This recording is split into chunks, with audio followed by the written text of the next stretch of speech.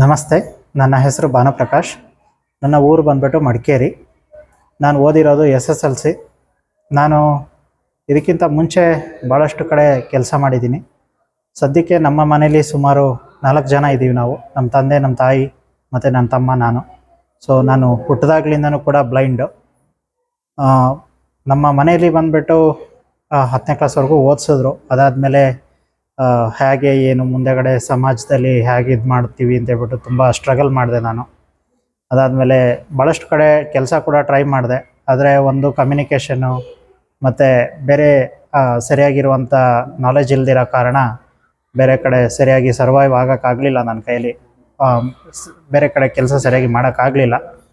ಅದಾದಮೇಲೆ ನಾನು voice of ನೀಡಿ ಫೌಂಡೇಶನ್ ಬಗ್ಗೆ ತಿಳ್ಕೊಂಡು ಇಲ್ಲಿಗೆ ಬಂದೆ.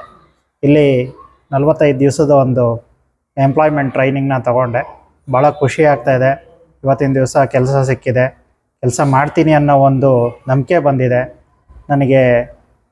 ಒಂದು ಖುಷಿ ಅದೊಂದು. ಏನಂತ ಹೇಳಿದ್ರೆ, ಎಲ್ಲ ರೀತಿಯಾದ ಸ್ಕಿಲ್ಸ್ನ ಇಲ್ಲಿ ಕಲಿಸ್ಕೊಡ್ತಾರೆ.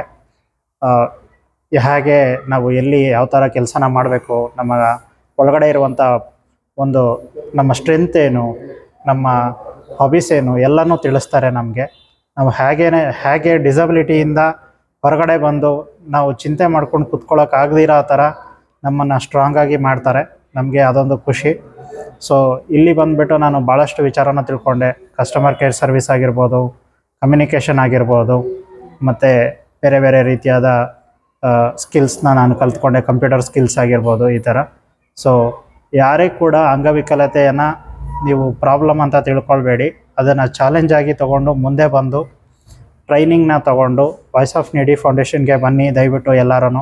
ಇಲ್ಲಿ ಟ್ರೈನಿಂಗ್ನ ಕೊಟ್ಟು, ಊಟ ವಸತಿನ ಕೊಟ್ಟು ನಿಮಗೆ ಕೆಲಸ ಕೂಡ ಕೊಡಿಸ್ತಾರೆ. ಭಾಳ ನಿಮಗೆ ಹೆಲ್ಪ್ಫುಲ್ ಆಗುತ್ತೆ. ದಯವಿಟ್ಟು ಬನ್ನಿ ಅಂತ ಹೇಳಿ ಕೇಳ್ಕೊಳ್ತೀನಿ. Thank you.